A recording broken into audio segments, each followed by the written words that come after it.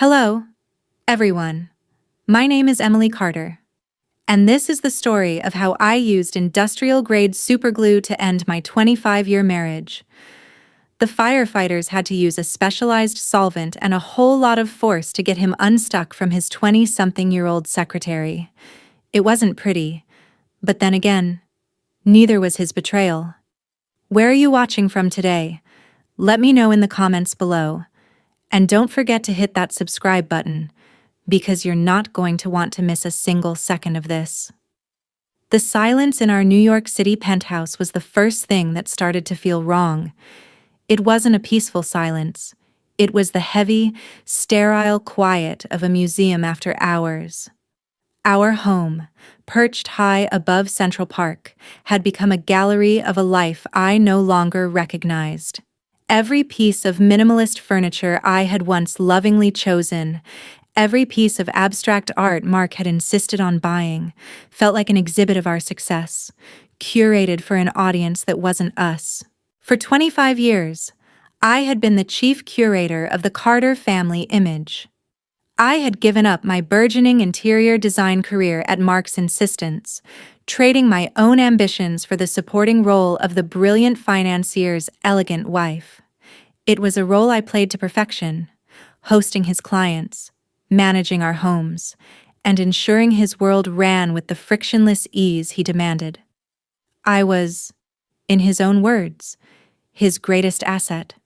An asset I would soon learn that had fully depreciated. The discovery wasn't a dramatic confrontation. It was a quiet, Tuesday afternoon betrayal, delivered by the cold glow of a laptop screen. Mark had rushed off to an emergency meeting, leaving his MacBook open on the marble island in the kitchen. A single email sat on the screen, its subject line deceptively simple: "Tonight." My heart didn't even pound at first. It was curiosity, not suspicion, that made me look. Mark was meticulous about his privacy. This carelessness was an anomaly. The sender was Sophie Green, his new executive assistant, a girl barely out of college, all bright-eyed ambition and a smile that seemed a little too practiced. I'd met her once at a company gala. She'd gushed about how much she admired Mark, how much she was learning from him. I remember thinking she was sweet, if a little naive. The email itself was short, but it detonated my world. "Can't wait for tonight. My love, the old ball and chain thinks you're working late. Right? I've got that little red thing you like so much. See you at our spot. XOXO. The old ball and chain?" The words hung in the silent kitchen, echoing louder than a gunshot. I read them again, and again. Each reading chipped away another piece of the reality I had built my life upon. My breath caught in my chest, a painful, shallow gasp. The city 60 floors below continued its frantic pace, but in our gilded cage, time had stopped. I sank onto one of the cold, leather bar stools I'd picked out, my hands shaking. Every memory of the past year began to realign itself, clicking into a new, sickening configuration. The late nights at the office, the sudden business trips, his newfound interest in a younger, trendier style of clothing. The way he'd started looking at his phone, angling it away from me with a casualness that now seemed like a deliberate, calculated insult. He wasn't just cheating, he was mocking me, reducing a quarter-century of my life, my loyalty, my love, into a tired cliché. I didn't cry. The shock was too profound, the betrayal too absolute. It was as if a switch had been flipped inside me, turning off the part that felt hurt and turning on something cold, hard, and terrifyingly clear. I spent the rest of the afternoon in a daze, wandering through the cavernous, empty rooms of our apartment. I looked at the photographs on the walls. Us in Paris. Us on a yacht in the Mediterranean. Us smiling at charity balls. It was all a lie. A beautifully crafted, expertly lit, and exorbitantly expensive lie, and I was its primary architect. The rage came later that evening, a slow simmering heat that started in my gut and spread through my veins. He came home around midnight, smelling faintly of a perfume that wasn't mine. He gave me a perfunctory kiss on the cheek, his lips cool and distracted. He spoke of market fluctuations and difficult clients, a script he had clearly rehearsed. I listened, nodding, my expression a mask of serene spousal support, but inside, I was watching a stranger, a man who could look me in the eye and lie with the ease of breathing. That night, as he slept soundly beside me, his breathing deep and even, the idea began to form. It started as a flicker, a dark, venomous spark in the wreckage of my heart. It wasn't enough for him to be caught. It wasn't enough to divorce him and take his money. That was too simple, too clean. He had made our private life a public humiliation waiting to happen. He had made me a fool. No, he deserved more. He deserved a punishment that was as intimate and as violating as his betrayal. My eyes drifted to the ensuite bathroom, to the sleek, minimalist nightstand on his side of the bed. I thought about their private moments, their spot, their secrets. And I knew what I had to do. The plan, in its beautiful, horrific simplicity, bloomed fully formed in my mind. Revenge wasn't just a dish best served cold. Sometimes, it needed to be permanent. The next morning, I was a woman transformed. The fog of shock had lifted, replaced by a crystalline, chilling sense of purpose. Mark left for the office with his usual air of self-importance, oblivious to the fact that the woman who kissed him goodbye was not the same one he had come home to. The moment the heavy penthouse door clicked shut behind him, my performance ended, and the real work began. I walked not to my pristine, white home office, but to the small, immaculate workshop Mark kept at the back of the apartment. It was his sanctuary, a place of order and control where he tinkered with expensive watches and electronics. And it was where he kept his collection of industrial-strength adhesives and epoxies. He'd always been a man who believed in a permanent fix for everything. The irony was exquisite. I found what I was looking for almost immediately, a small, unassuming metal tube labeled Industrial Cyanoacrylate Adhesion Agent. The warning label was stark, featuring images of fingers glued together and a list of dire consequences for misuse. It promised an instant, unbreakable bond on non-porous surfaces. I smiled. It was perfect. The plan required precision. This wasn't a crime of passion. It was a carefully orchestrated demolition. I put on a pair of disposable latex gloves, my movements calm and deliberate. My target was a bottle on my side of the bed, a ridiculously expensive, tastefully designed bottle of personal lubricant we'd bought on a trip to Paris years ago. Back when I still believed our intimacy was real. In recent years, it had gone mostly unused by us, but I had a strong suspicion it had found a new life in his illicit encounters. It was the perfect Trojan horse. The process of swapping the contents was methodical, almost surgical. I carefully worked the cap off the lubricant bottle, its viscous, clear contents a symbol of a now mocking tenderness. I emptied it down the sink, rinsing the bottle meticulously until it was clean and dry. Then, with a steady hand, I squeezed the contents of the industrial adhesive into the elegant container. The chemical smell was sharp and acrid, a stark contrast to the faint, pleasant scent of the original product. It was the smell of consequence. I sealed the bottle, wiped it clean of any fingerprints, and placed it back on the nightstand, exactly where it had been. It looked innocent, unchanged, a silent, waiting viper. That day, I went about my routine with a preternatural calm. I had lunch with a friend, feigning interest in her gossip while my mind replayed the steps I had taken.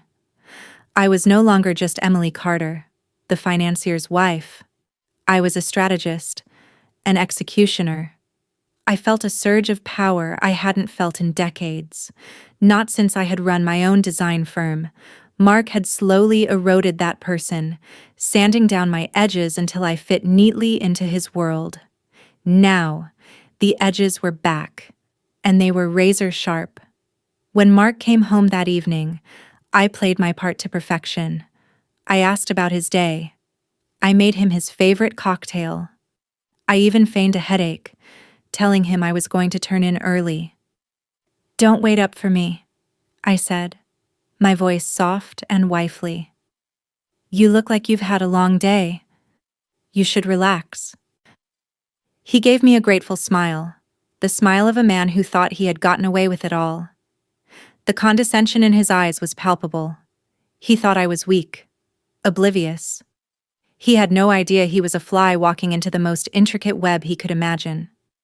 I went into the guest suite at the far end of the penthouse, a room I had designed but rarely used. I locked the door, not out of fear, but to give myself a front row seat to the performance. I had one more piece of my plan to put in place. A small, high-fidelity audio baby monitor, a relic from when we'd owned a puppy years ago, was placed discreetly in the hallway just outside our master bedroom. I held the receiver in my hand, its small speaker a gateway to the justice I was about to witness. The trap was set. The players were in position. All I had to do was wait for the curtain to rise. The waiting was the hardest part. I sat in the darkness of the guest room, the only light coming from the city glow filtering through the blinds. The receiver in my hand was cold and smooth. For a moment, a sliver of doubt tried to wedge its way into my resolve. Was this too much? Was I becoming a monster to punish one? Then I remembered the words on the screen, the old ball and chain, and the doubt was incinerated by the cold fire of my rage. This wasn't monstrous. It was proportional. It was justice, measured out in a dose as potent as the poison he had been feeding me for years. An hour passed, then another. The silence in the penthouse was absolute. Finally, around 10 p.m., I heard the faint click of the front door. My hand tightened around the receiver. I turned the volume up just enough to hear clearly. Her laugh came first, a high, tinkling sound that scraped against my nerves. It was Sophie's laugh. They were bringing their affair into my home, into my bed. The audacity of it was breathtaking. It reaffirmed everything. I heard the clink of glasses, their murmured voices too low to distinguish words, but the tone was unmistakable. It was the easy, intimate sound of lovers. They were in my kitchen, drinking my wine, before they went to defile my marriage bed. I followed their auditory trail as they moved from the living area toward the master bedroom. The sounds became more distinct through the monitor. The bedroom door closing with a soft click. More laughter. The rustle of clothing being discarded. My breath hitched, but I forced myself to remain still, to listen. This was the part I had to endure to get to the end. There were a few minutes of quiet, punctuated by soft whispers and sighs. Then, I heard the faint sound of the nightstand drawer opening. My heart began to hammer against my ribs. This was it. What followed was a symphony of poetic justice. First, a surprised gasp from Sophie. "Oh, this is different," she said, her voice a little confused, a little sticky. "It's the expensive French stuff," Mark replied, his voice smug. "Only the best." A few more seconds of silence. Then, the tone shifted. "Mark," Sophie said, a note of alarm in her voice. "Mark, wait. I can't move my hand." "Stop fooling around," he grunted. "I'm not." Her voice rose, sharp with panic. "I'm serious. It's like we're glued. Oh my God, Mark, it's burning." The chaos erupted. Sophie started to scream, a raw, terrified sound that was music to my ears. Mark's voice was a low growl of disbelief, quickly escalating into full-blown panic. "What the hell? Stop pulling. You're making it worse." I could hear them struggling. The sounds of skin trying to tear away from skin, followed by yelps of agony. The absurdity of it was almost comical, but the underlying current of pure, unadulterated terror was what I savored. "Call 911!" Sophie shrieked, her voice hysterical. "Do something!" "Are you insane?" Mark roared back. "I can't call 911. Do you know what this would do to me?" "I don't care about your reputation, you idiot. We're stuck. My skin is on fire." Their argument was a frantic, desperate ballet of self-preservation and pain. But the physical reality of their situation was inescapable. After another minute of agonizing, pained noises, Mark's pride finally broke. I heard his fumbling attempts to reach his phone. His voice, when he spoke to the operator, was a masterpiece of humiliation. It was stripped of all its usual confidence, reduced to a shaky, panicked whisper. "Yes, I need an ambulance," he stammered.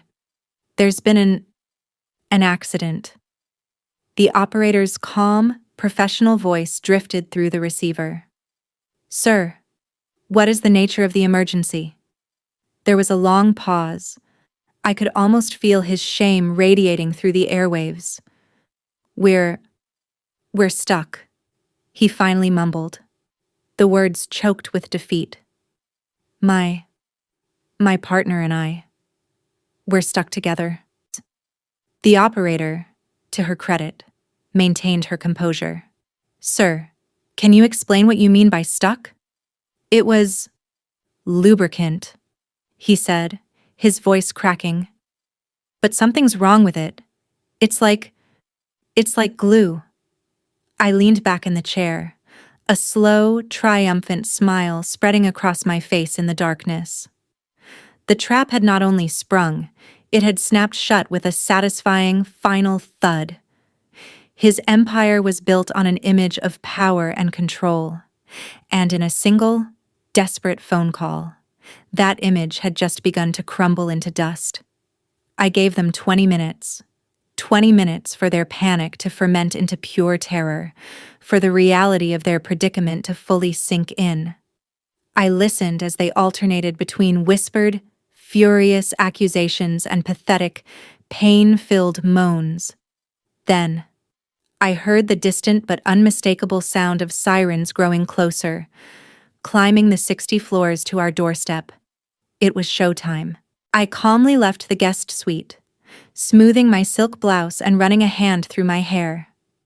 I walked down the long, marble hallway, the wail of the sirens getting louder and louder until it was right outside. I could hear the heavy, authoritative knock of the emergency services on our front door. I opened it to find a surreal tableau. 2 paramedics and 3 firefighters stood there, their faces a mixture of professional urgency and confusion. They were expecting a medical emergency, not to be greeted by a woman who looked as though she was about to host a dinner party. "Good evening, gentlemen," I said, my voice even and calm. "My husband made the call. They're in the master bedroom. I must warn you, it's a rather sticky situation." Their bewildered looks were priceless. As they moved past me with their equipment, I stepped out into the hallway. The commotion had already drawn the attention of our neighbors. The doors to the other penthouses on our floor were cracked open, curious and wealthy faces peering out. Mrs. Vanderbilt from 60B, who always made a point of discussing her husband's latest acquisition, was clutching her tiny dog, her eyes wide. Mr. Chen from 60C, a tech billionaire who valued privacy above all else, was openly staring. This was just the opening act. The main event was about to begin. The firefighters had to use a crowbar to force the bedroom door open, as Mark, in his panic, had somehow jammed the lock. The sound of splintering wood echoed in the quiet hall. And then, I stepped forward. Not as a distraught wife, but as a documentarian. I pulled out my phone, my hands perfectly steady. I opened my social media app, the one with hundreds of thousands of followers I had cultivated over the years by posting about my perfect life, our travels, our charity work, our flawless home. I hit the Go Live button. The title I typed was simple and devastating, a live look at the end of a marriage. I walked into the bedroom, phone held high. The scene was even more grotesquely absurd than I had imagined. Mark and Sophie were fused together on my expensive Egyptian cotton sheets, a tangled mess of limbs and raw panic. The paramedics were trying to assess the situation, their faces grimly professional as they tried to figure out the chemical composition of what bound them. Mark's face, when he saw me, was a canvas of pure horror, his eyes, wide and pleading, locked with mine. He saw the phone in my hand, saw the little red Live icon in the corner, and whatever color was left in his face drained away. "Emily," he choked out, his voice a pathetic rasp. "Don't. Please." I said nothing. I just kept filming. I panned the camera slowly, capturing the scene in all its sordid glory. I focused on the shocked faces of the firefighters, the array of medical equipment being brought in, and then, for a long, delicious moment, I zoomed in on Mark's face. I let the world see him for what he was, not a master of the universe, but a weak, pathetic man trapped by his own disgusting choices. I could see the viewer count on my screen skyrocketing. 1,000, 10,000, 50,000. Friends, family, business associates, news outlets. They were all tuning in. I was no longer the silent, supportive wife. I was the narrator of his downfall, broadcasting his ultimate humiliation from the front lines. Sophie had buried her face in a pillow, her sobs muffled and useless. But Mark couldn't hide. He was exposed, pinned down by his infidelity, literally and figuratively. The lead paramedic, a serious man with tired eyes, approached me. "Ma'am, you need to stop filming. This is a medical situation." I finally lowered the phone, but I didn't end the stream. I just aimed it at my own face. I looked directly into the camera, my expression not of anger, not of sadness, but of cold, hard resolve. "For 25 years, I said, my voice clear and strong, I have been the silent partner in this man's life. I have stood by him, supported him, and built a home for him." I paused, letting the words hang in the air. Tonight, his partnership with his assistant has become permanent. As for me, I gave a small, humorless smile. I'm signing off, from this marriage, and from this life. I ended the live stream. In the stunned silence that followed, I turned, walked out of the bedroom, past my gaping neighbors, and out of the penthouse I had once called home, without looking back once. The aftermath was a digital wildfire. My live stream had broken the rarefied bubble of New York's elite and become a global phenomenon. Within hours. Superglue scandal and Chuck's Emily Carter is my hero were trending. The video was everywhere.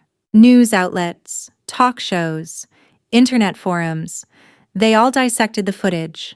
The story of the powerful CEO brought down by a bottle of industrial adhesive. Mark and Sophie became instant punchlines, their grotesque predicament immortalized in memes and late-night monologues. They were eventually separated at the hospital after a painful and humiliating hours-long procedure that required chemical solvents and left them with what I later heard were permanent scars. It was a fitting metaphor. I, on the other hand, was insulated from the immediate chaos. I had checked into a suite at the Carlyle, a place Mark and I had frequented in happier times. Using it now felt like an act of reclaiming my own history. From that quiet, elegant room, I watched his world burn. My lawyer, a shark of a woman named Diana, was ecstatic. "Emily," she'd said over the phone the next day, her voice buzzing with energy. "You haven't just given us grounds for divorce. You've given us a nuclear bomb. He won't fight you on anything." She was right. Mark was a ruined man. His company's board of directors called an emergency meeting and forced his resignation, citing a morals clause in his contract. The investors, spooked by the scandal, began to pull out. His carefully constructed empire, built on an image of ruthless stability, crumbled in less than a week. He was a pariah. His powerful friends no longer took his calls. The invitations to galas and fundraisers stopped coming. He was a joke. And in his world, there was no greater sin. Our divorce proceedings were laughably swift. We met only once, in the sterile conference room of Diana's law firm. He looked like a ghost. He had lost weight.